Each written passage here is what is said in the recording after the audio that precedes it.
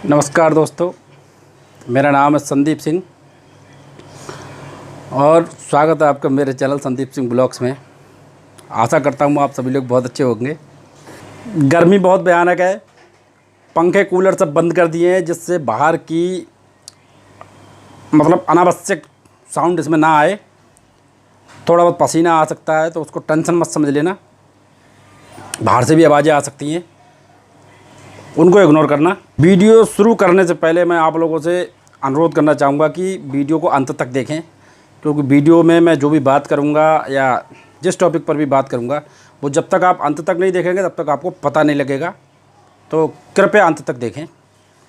दोस्तों, आज बात करेंगे नेटफ्लिक्स पे एक वेब सीरीज़ के बारे में जो अभी रिलीज़ हुई है और जिसकी कास्ट में है मनोज बाजपेयी, गजराज राव, हर्षवर्धन कपूर, राधिका मदान, अली जफ़र, के मेनन, राजेश शर्मा, यही लीड स्टार कास्ट है इसकी। इस वेब सीरीज़ के 4 एपिसोड हैं और हमें इस वेब सीरीज़ के बारे में 1 बाय 1 बात करनी पड़ेगी, क्योंकि हर एपिसोड की अपनी एक कहानी है। पहले एपिसोड का दूसरे एपिसोड से कुछ लेना देना नहीं है, दूसरे का तीसरे से, तीसरे का चौथे से। इसी तरह किसी भी एपिसोड का किसी एपिसोड से कुछ लेना देना नहीं है। ये वेब सीरीज़ थ्रिलर है, सस्पेंस है, कॉमेडी भी है, मज़ेदार है।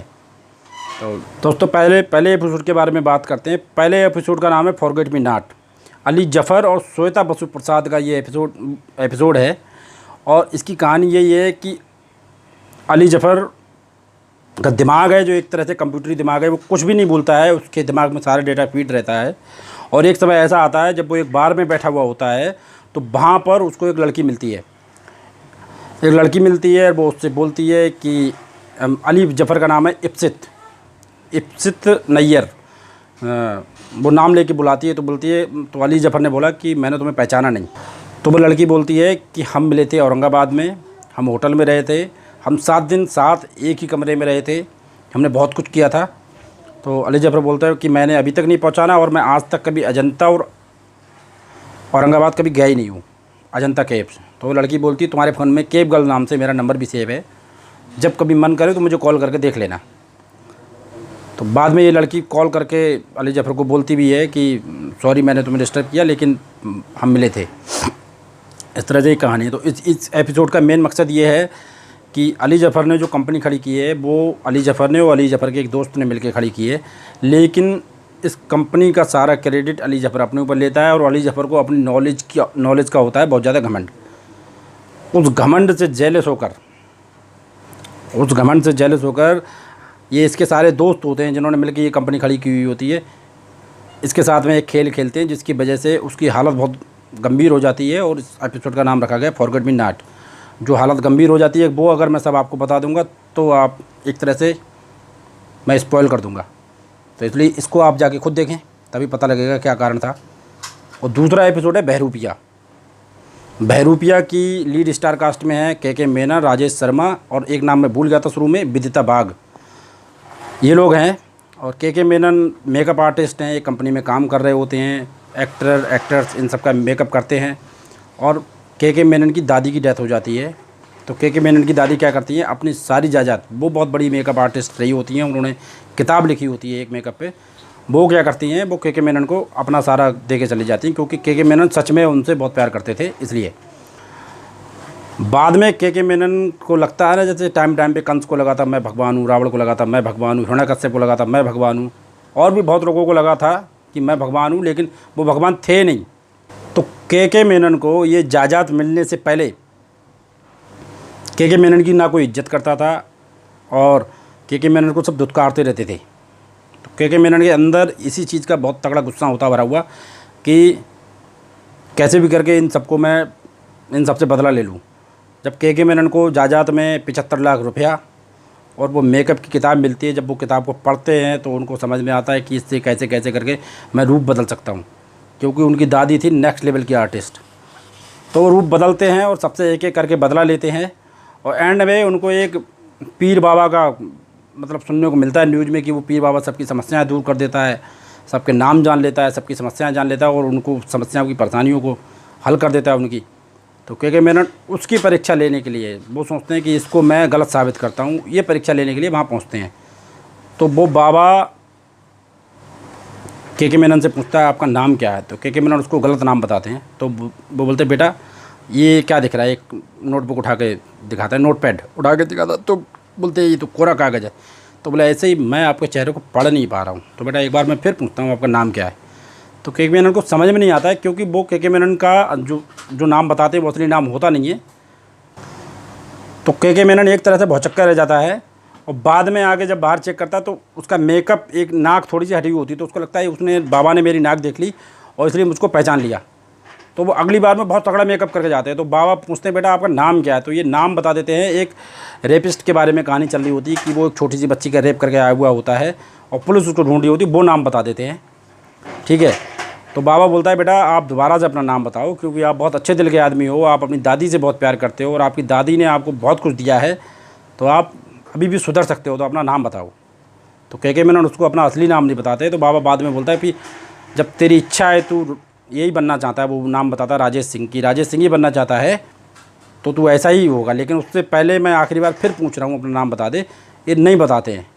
तो ये एपिसोड मुझे नहीं समझ में आया, पूरा समझ में आया। के मेनन की एक्टिंग दमदार, बिद्दा बाकी, राजेश शर्मा की, इन सब की एक्टिंग दमदार। जो बाबा है वो भी नोन एक्टर है, नाम मुझे नहीं पता है, उसकी भी एक्टिंग दमदार। लेकिन एंड मुझे समझ में नहीं आया।